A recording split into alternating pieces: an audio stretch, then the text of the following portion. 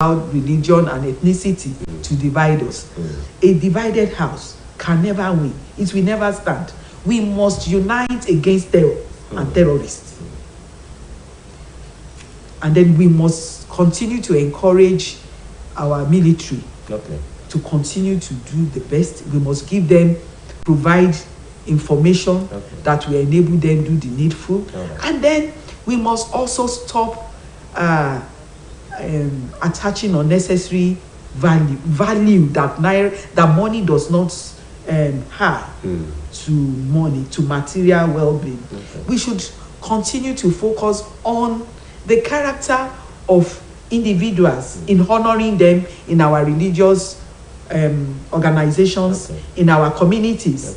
When we start doing that, people will stop running after money. People will stop wanting to become rich overnight, because it is this desire to become rich overnight that has pushed many into crime. It is not poverty, as people always suggest. It is greed and laziness. And because in this part of the world, we worship money bags, irrespective of the source of the wealth.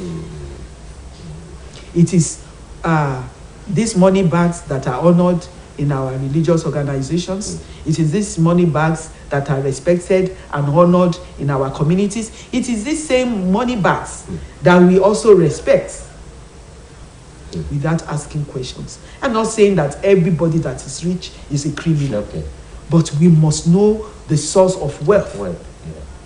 We must always ask questions before we celebrate people, before we rebrand them, and before we start branding them as philanthropists just because they have thrown few naira around.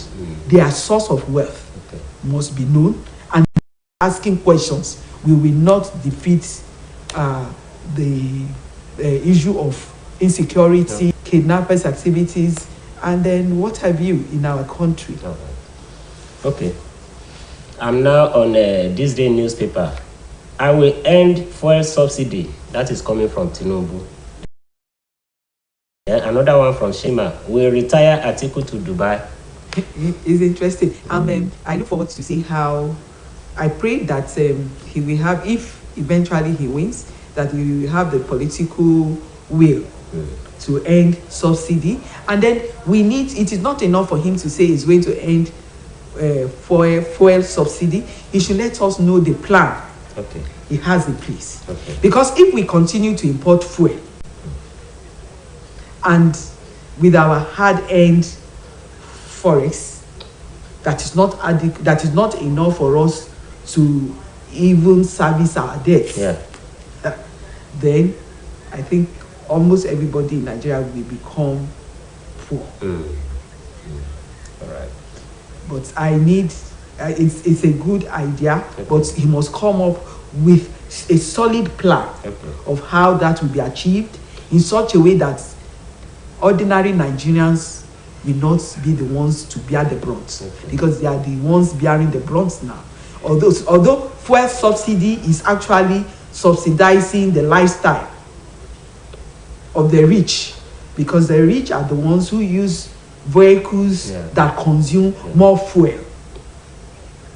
However, because our there is no regular power supply, so many small-scale industries depend on their own source of power, which depends on the use of fuel and diesel, which has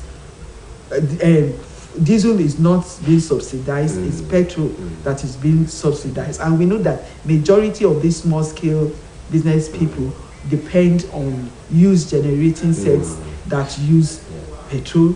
Other sources of energy should be looked into.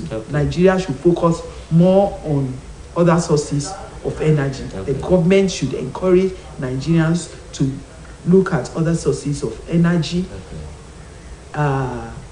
Fuel subsidy, yes, good.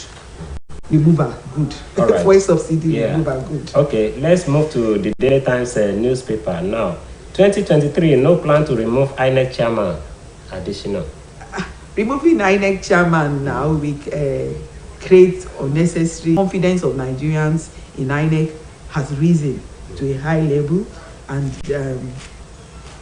so we should do everything that we sustain that level of confidence, of trust in activities of INEC, not anything that will impact the confidence and trust of Nigerians in INEC negatively. All right. Now, let's move to the Business Day newspaper. Buhari's actions contradict comment on nepotism. It's interesting. Well, nepotism. Nepotism, when you favor people from your own side of the world. It's unfortunate, because when he was coming in, he said he belongs to nobody, and that he will belong to nobody. Yeah. But we have seen that somehow appointments have been lopsided. Yeah. But he's already on his way out, and I pray that if we have been able to survive it in the last 8 years, should be praying and looking forward to a new development when a new government comes into being. So talking about it now, it's not going to, nepotism, it's right there. All right, let's move to the Nigerian Tribune now. The lead story is a EFCC race on Abuja, but aside from that, let me read out this story.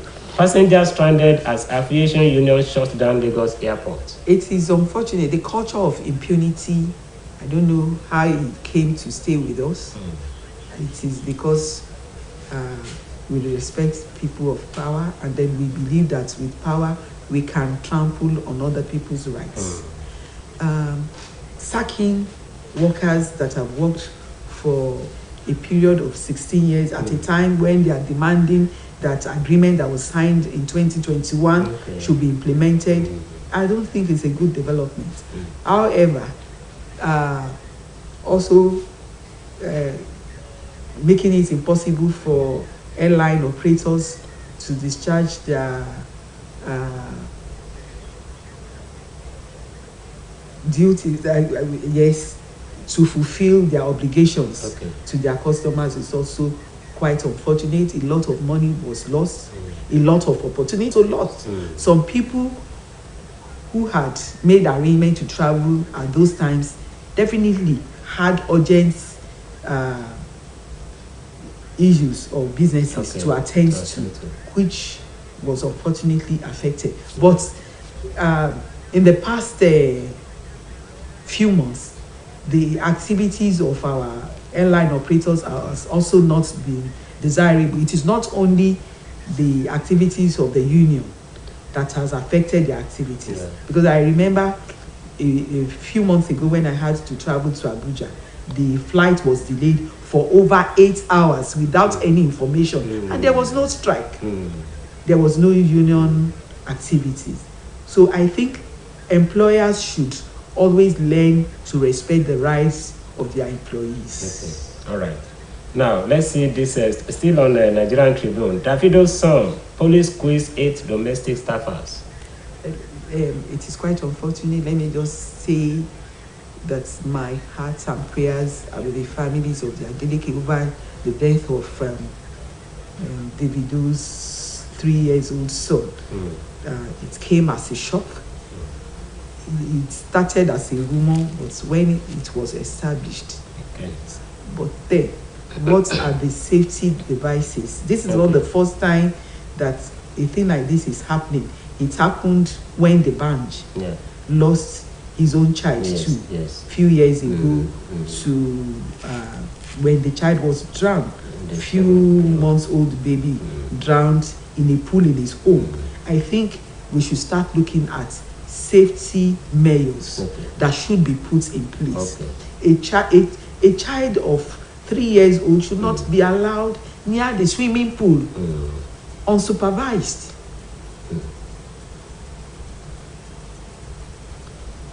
So it's quite unfortunate that that happened. I pray we do not witness such again. Thank you. And on this note, we are going to end the program for today.